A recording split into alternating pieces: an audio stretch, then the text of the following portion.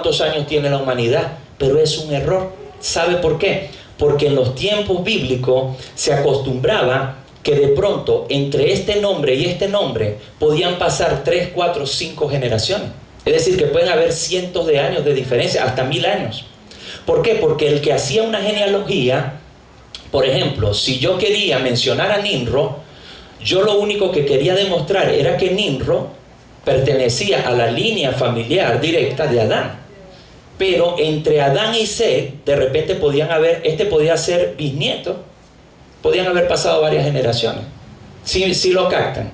Entonces no necesariamente cuando se pasa de uno, en la mayoría de los casos es así, pero no en todos. Les doy ese dato para que no cometamos ese error, ¿verdad? De sacar esas cuentas así tan sencillas, porque en la Biblia 2 más 2 no es 4. ¿Oyó? Gloria a Dios. Entonces ese es otro dato interesante, ¿verdad? También otro comentario, ¿verdad? Con respecto a las genealogías.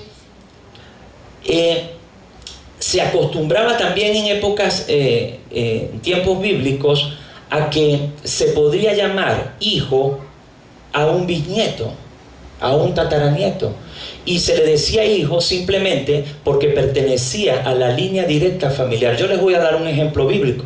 Ustedes recuerdan en una oportunidad que creo que era un ciego de nacimiento, Heliber, que me corrija, que llegó y le dijo a Jesús: Jesús, hijo de David, ten misericordia de mí. ¿Sí lo recuerdan? Sí. Que él quería que le hicieran un milagro. Ahora yo pregunto, ¿será que Jesús era hijo de David? ¿O David era papá de... No. ¿Qué es lo que le estaba diciendo ese señor? Ese señor lo que estaba era reconociendo que Jesús pertenecía a la línea familiar de David. Y él lo estaba reconociendo. Entonces sí se dan cuenta que se usaba la palabra hijo, y él no era hijo, él venía muchas generaciones después. Entonces sí tenemos ejemplo bíblico de esto. Amén. Gloria a Dios, gloria a Dios. Entonces fíjese que qué interesante. Si va a aplaudir al Señor, déselo fuerte. Gloria a Dios. Él se lo merece, ¿verdad? Entonces, las genealogías son interesantes, hermano. Y yo me voy a comprometer públicamente a que vamos a hacer un estudio sobre la genealogía. Un estudio completo, un día que lo tomemos aparte, sobre la genealogía. Porque se ha desestimado mucho ese tema y es muy importante. Otro dato importante sobre la genealogía es que la genealogía le da credibilidad al hecho histórico que nosotros estamos relatando. ¿Por qué? Porque, por ejemplo, hay muchos detractores de la Biblia que dicen que la mayoría de las historias que están acá son fábulas, son mitos y son leyendas. Sobre todo los agnósticos, no sé si los has oído. Los agnósticos es una corriente filosófica que ellos dicen que nosotros los seres humanos no podemos comprender las cosas que trascienden de Dios. O sea, nosotros con nuestra mente, según ellos, no vamos a poder comprender las cosas divinas. Lo que ellos no saben es que nosotros tenemos por aquí un as que se llama, ¿verdad?, el Espíritu Santo de Dios. Y el Espíritu Santo de Dios nos guía a toda verdad. Y sin el Espíritu Santo de Dios, ciertamente no pudiéramos comprender todas estas cosas que están acá. Pero ellos no lo saben, porque ellos no conocen el Espíritu Santo de Dios. Entonces, los agnósticos dicen que el relato de la Torre de Babel es una fábula, que eso es un mito, y que no podemos tomarlo literalmente así como está allí. Pero fíjese, si nosotros tenemos una genealogía, quiere decir que Nimrod, si existió, fue un hombre de carne y hueso. Tuvo papá, tuvo abuelos, tuvo hijos, tuvo ascendientes, tuvo descendientes. Es decir, que ese no fue un personaje inventado, como por ejemplo en la mitología griega. Si han visto que en la mitología griega se habla de nombres como Zeus, Hércules, etcétera. Pero sabemos que son nombres completamente inventados. Busque la genealogía de Hércules, a ver dónde la va a conseguir. En ninguna parte, porque son personajes mitológicos, son personajes inventados. Entonces por eso le digo que la genealogía le da credibilidad al hecho histórico que nosotros estamos presentando. Amén. Entonces no es que no sirven para nada, como dicen muchos, no, voy a estar leyendo yo. Sí es un poquito fastidioso, ¿verdad?, ponerse a leer un día todos esos nombres, pero cuando tenemos un objetivo, vemos que, por ejemplo, Nimrod pertenece a la línea directa, ¿verdad?, desde Adán. Amén. Bueno, seguimos, ¿verdad? Ok, entonces, hablando de genealogía, Resulta que Nimrod fue hijo de Cush, dice hijo de Can, hijo de Noé. Es decir, fue bisnieto de Noé. Eso lo podemos conseguir en Génesis 10, del 6 al 8. No lo vamos a leer para abreviar tiempo. Lo cual indica que Nimrod fue bisnieto de Noé. Amén. Entonces, estamos viendo que Nimrod, la Biblia lo llama un poderoso y quien se hizo rey y fundó varias ciudades para establecer su reino. Si recuerda que el hermano Héctor Pérez dijo eso la semana pasada, que fue el primer rey. Nimrod fue el primer rey que menciona la Biblia en la tierra. Anote ese dato, porque muchas veces pensamos que los reyes comenzaron mucho más adelante, ¿no? Comenzó con Nimrod y dice que él fundó, fíjese bien, ciudades famosas que fueron muy famosas por la idolatría, la hechicería y las transgresiones a la ley de Dios. Y entre otras ciudades él fundó la ciudad de Babel, Ur y Nínive. ¿Sí les suenan familiares esos nombres? Babel, Ur y Nínive. ¿Saben por qué no suenan familiares? Porque estos nombres los menciona mucho la Biblia.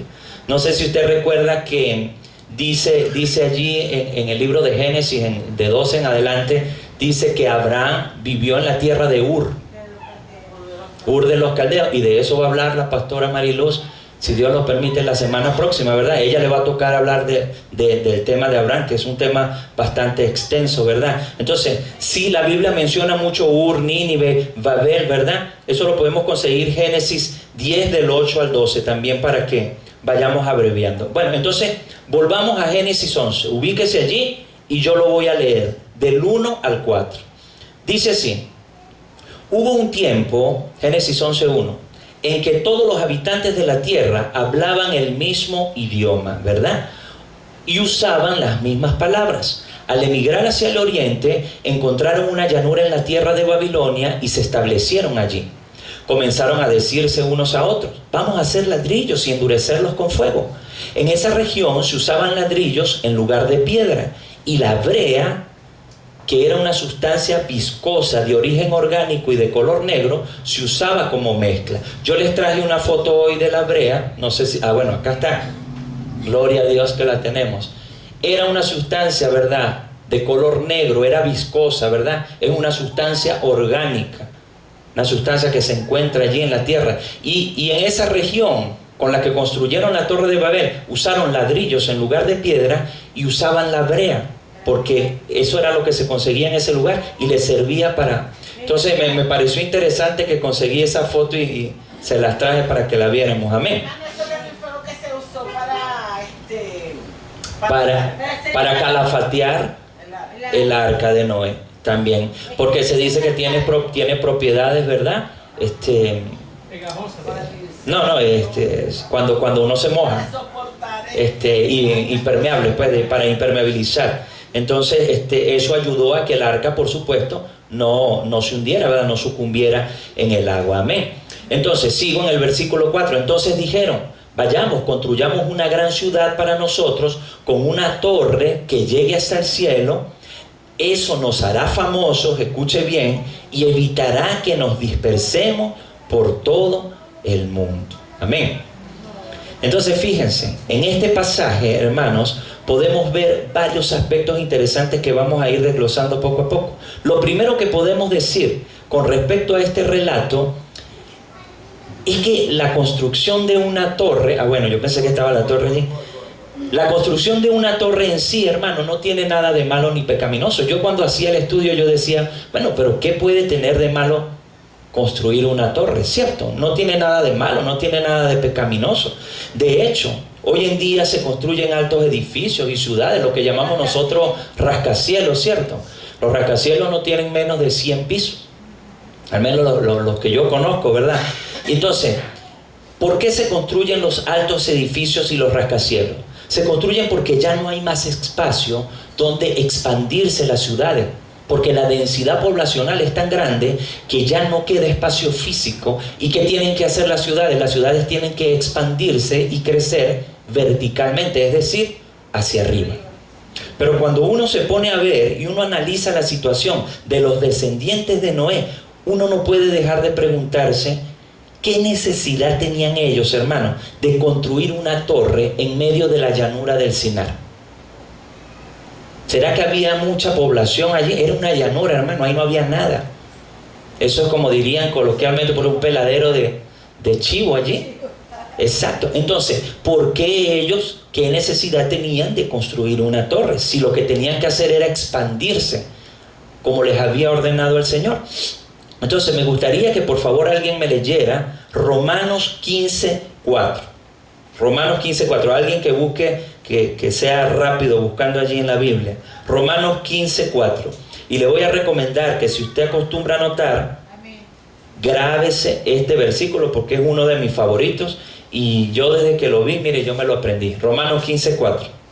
Porque las cosas que se escribieron antes para nuestra enseñanza se escribieron a fin de que por la paciencia y la consolación de las Escrituras tengamos esperanza. Amén. Gloria a Dios.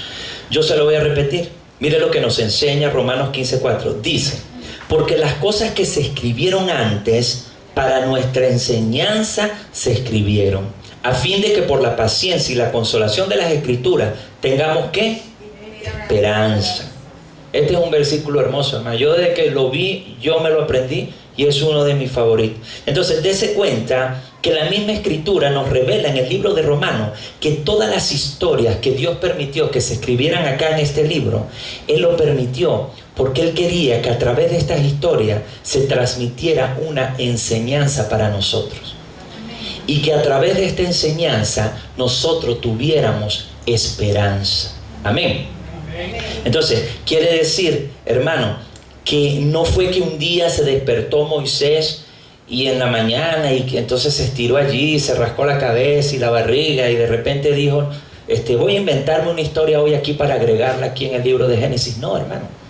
Cuando él escribió esta historia, simplemente fue que Moisés fue inspirado por el Espíritu Santo de Dios para escribirla. Hermano. No fue un invento que él se le ocurrió allí, ¿verdad? O que se comió unas arepas o un pepito, una cosa de esa, ¿verdad? Y se le ocurrió, no. Eso fue con el propósito de dejarnos una enseñanza y que esa enseñanza trajera esperanza a nuestras vidas. Amén. Entonces muchas veces vemos la historia de Babel y decimos, no, eso está ahí en el Antiguo Testamento. Sí, esa era una torre que construyeron. No. Eso quiere transmitirnos una enseñanza. Y precisamente el tema de hoy es ese. Vamos a ver cuál es la enseñanza. Entonces, el propósito de las Santas Escrituras es ese, hermana, dejarnos una enseñanza y traer esperanza a nuestras vidas. Amén. No solamente esperanza, y dice, traer consolación a nuestras vidas. Entonces, en este punto, hermanos, la pregunta que debemos hacernos es, ¿qué desea Dios que aprendamos de esta historia sobre la Torre de Babel? Entonces, a mi manera de ver, podemos aprender unas tres cosas. Fíjense lo primero que podemos aprender. Lo primero que podemos aprender de esta historia es cuáles fueron las razones por las que estos hombres se propusieron construir una torre. Y ciertamente la Biblia nos explica las razones, hermano. Vamos a ver, yo le voy a decir la primera razón. Ubíquese allí en Génesis 11:4. Génesis 11:4. Alguien que por favor comience a leer. Yo le voy a decir cuando se vaya a detener. Ahí vamos a ver la primera razón por la cual estos hombres construyeron esa torre. A ver. Verso 4. Y dijeron, vamos y edifiquemos una ciudad y una torre cuya cúspide llegue al cielo. Hasta ahí. Ok. Entonces dice, edifiquemos una torre que llegue hasta el cielo. Entonces fíjese, ahí vemos la primera razón por la cual ellos se dispusieron a construir una torre. ¿Qué era lo primero que ellos querían? Llegar al cielo.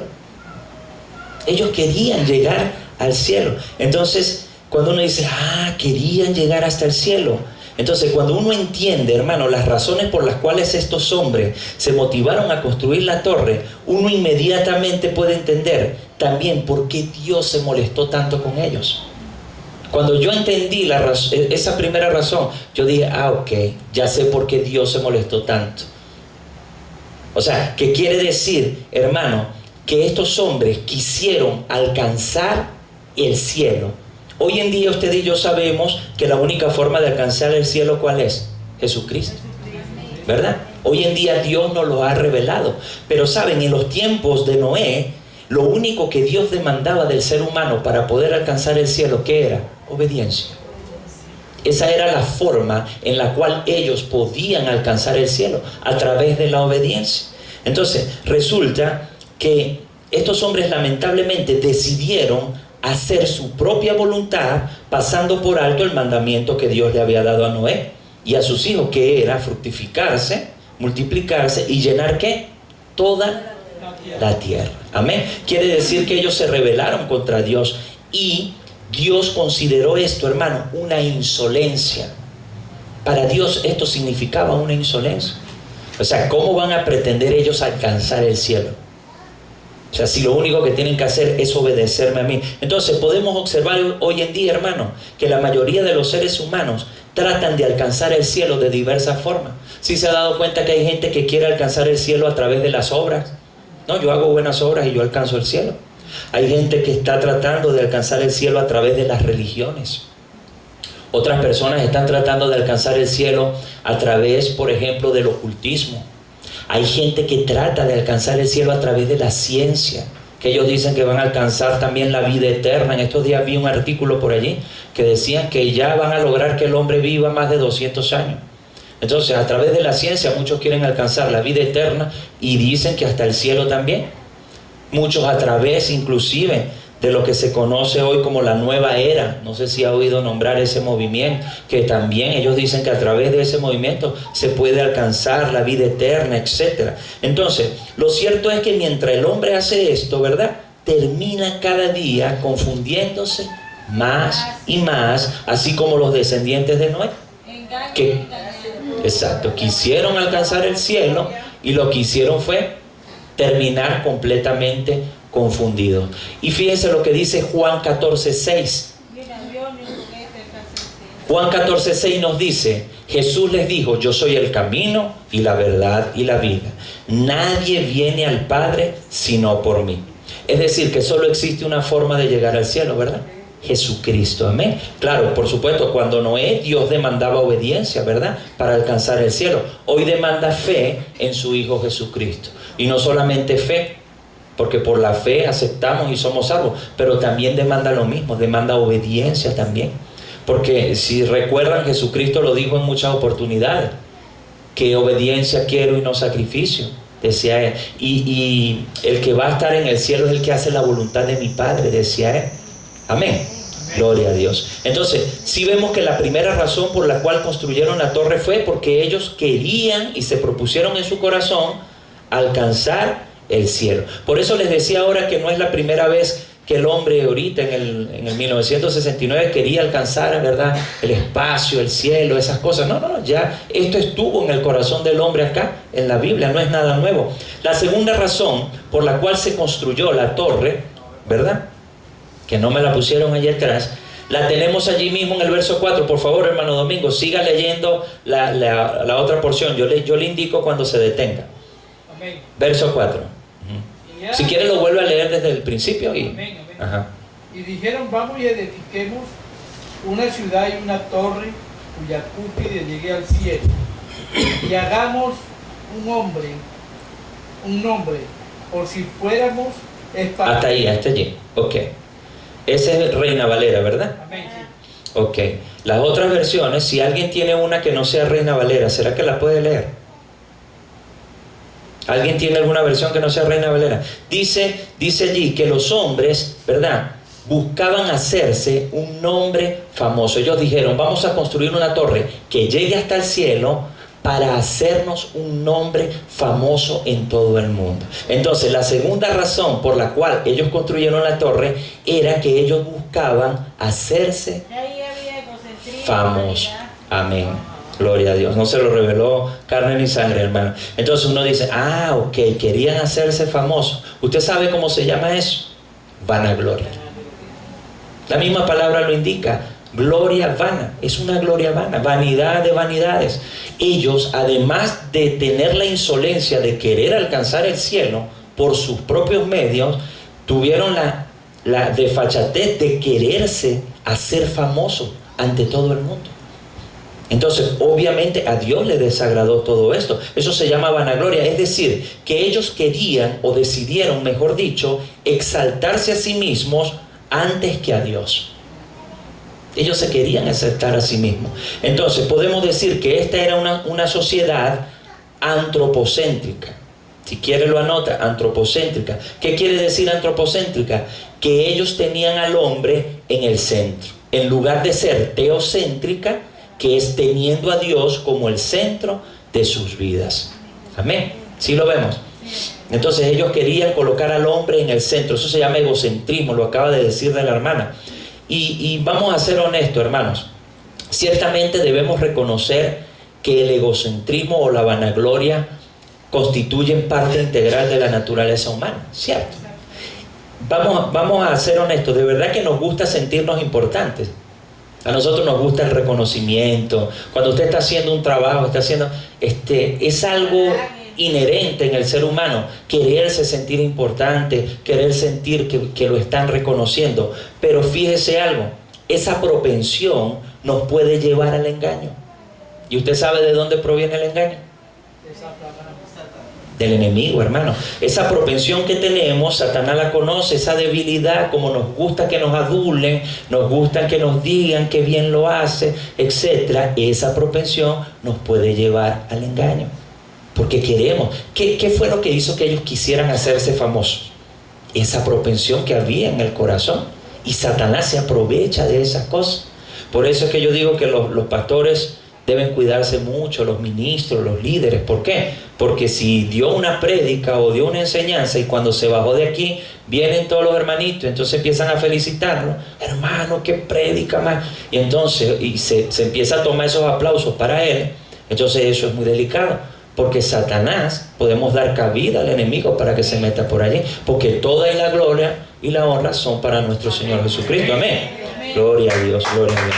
Déselo fuerte a Él, que Él se lo merece.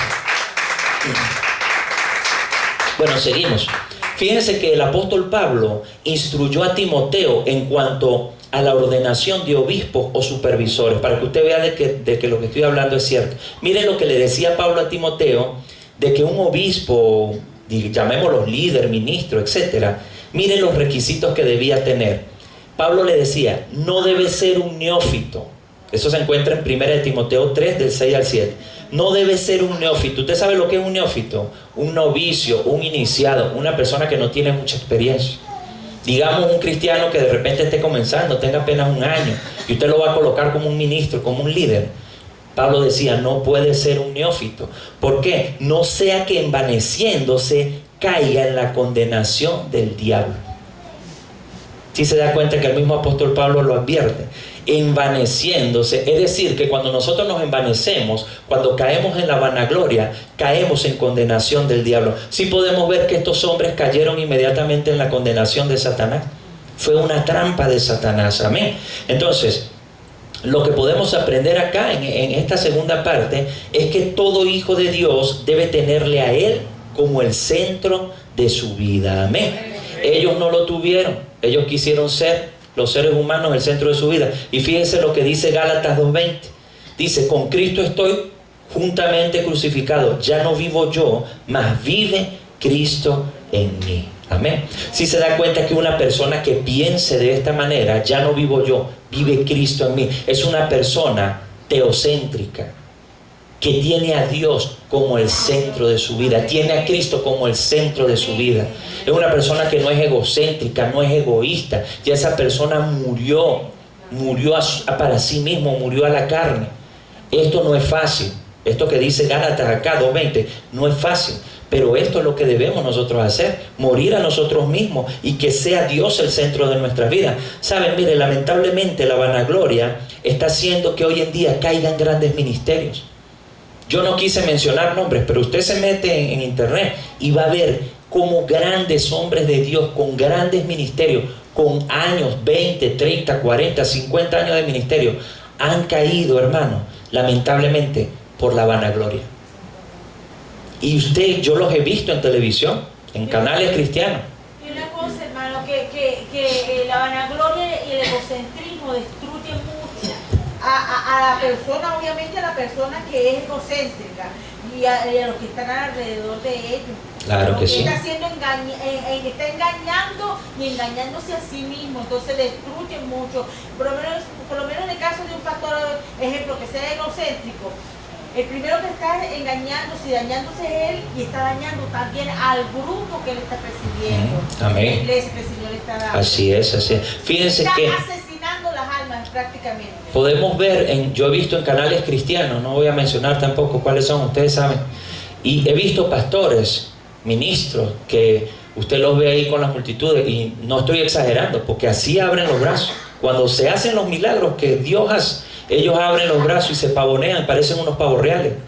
Y entonces dicen por allá, se sanó uno que estaba paralítico. Yo lo dije hace un rato. No, ahí se está envaneciendo él, no fue él, el Señor lo dijo hace un rato. Porque él se está atribuyendo algo que no es de él, una gloria que no es de él, hermano, y se pavonean, parecen unos pavos reales. De hecho, hay ministros que no caben por las puertas de las iglesias, hermano, porque se ponen unos nombres grandotes, apóstoles, etcétera. Hermanos, somos siervos, somos esclavos del Señor. Y eso no lo quieren entender, pero lamentablemente yo pienso que esta trampa de la vanagloria es una trampa del diablo que entra, hermano, como un gusanito chiquitico. Hay que estar muy alerta, porque al dejarse nada más recibir unos pequeños aplausos, por allí ya se empezó a meter la vanagloria. Qué bien lo hace, qué bien, qué tremendo líder, etcétera. Sí, debemos recibir reconocimientos, ¿verdad? De repente, mira, te quieren dar un diploma a los pastores, ¿verdad? Porque les tenemos afecto, ¿verdad? Pero si ellos se mantienen humildes, ellos van a saber ubicarse. Bueno, gloria a Dios, presentan su título, le damos gracias al Señor, la gloria es del Señor, y así vamos a mantenernos nosotros ubicados, amén. Y ponemos la vanagloria a un lado. Mire, esto de la vanagloria, es bueno mencionarlo, porque inclusive yo he visto adoradores cristianos. Yo sé que usted lo ha visto por allí en televisión, en internet, y mire, lamentablemente no parecen adoradores del Señor. Parecen artistas de esos de la farándula, piden hoteles 5 estrellas, cobran en dólares, mire, cantidades exorbitantes, y dicen que en las habitaciones tienen que colocarle frutas, ramos de rosa, así igual que cualquier otro artista, vestirle la habitación de blanco. Entonces uno dice, ¿qué es eso? Vanagloria, vanidad, hermano, vanidad de vanidades. Entonces, ¿cómo es posible que un adorador de Dios caiga y llegue a esos extremos? Porque simplemente le dio cabida a la vanagloria. Él ya no es un adorador, él es un artista famoso, y simplemente un artista más de la farándula, pues se va ya a recibir sus premios. Hay otra cosita que ellos dicen también, que mira, ¿cuánto nos vas a cobrar por hacer unas adoraciones al Señor aquí? Voy a cobrar tanto en dólares. No, y otra cosa que he oído yo, de hecho he escuchado pastores que han invitado adoradores de esos famosos, ¿verdad? Entre comillas, y los han invitado a su iglesia pequeña y le han dicho que no. Ellos van a estadios y a iglesias que no bajen de 5,000 personas. O sea, pues ellos no pueden ir a este tipo de iglesias pues, pequeñas, porque eso no da caché. Ok, ahora, ¿cómo contrarrestamos nosotros el egocentrismo y la vanidad? Hermano, ¿cómo se puede contrarrestar? El apóstol Santiago nos lo dice en Santiago 4:10. Miren lo que dice el apóstol Santiago, Santiago 4:10. Dice, humillaos delante del Señor y Él os exaltará. Amén. Mire, yo le voy a decir algo. Una persona, un hijo de Dios que se humille a diario delante de la presencia de Dios, difícilmente caerá en esta trampa del diablo de la vanagloria. Una persona que se pare todos los días y se ponga de rodillas y se postre, se humilla ante Dios, yo creo que es muy difícil. No voy a decir que es imposible, pero muy difícil que caiga en esto de la vanagloria. Por eso es que yo digo que estos ministros que han caído, yo creo que es que lamentablemente han dejado de doblar rodillas. Yo creo que han dejado de doblar rodillas, porque si de verdad ellos se humillan delante del Señor, Dios mismo se encarga de exaltarlo a uno, hermano, sin que uno esté haciendo nada para que lo estén aplaudiendo ni nada de esto, amén.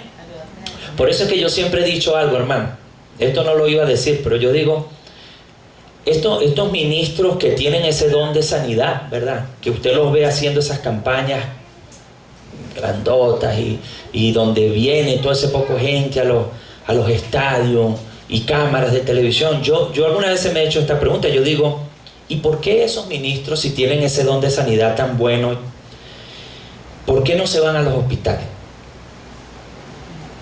Porque si tienen el don y se van ahorita para el hospital y van a sanar un poco de gente, hermano.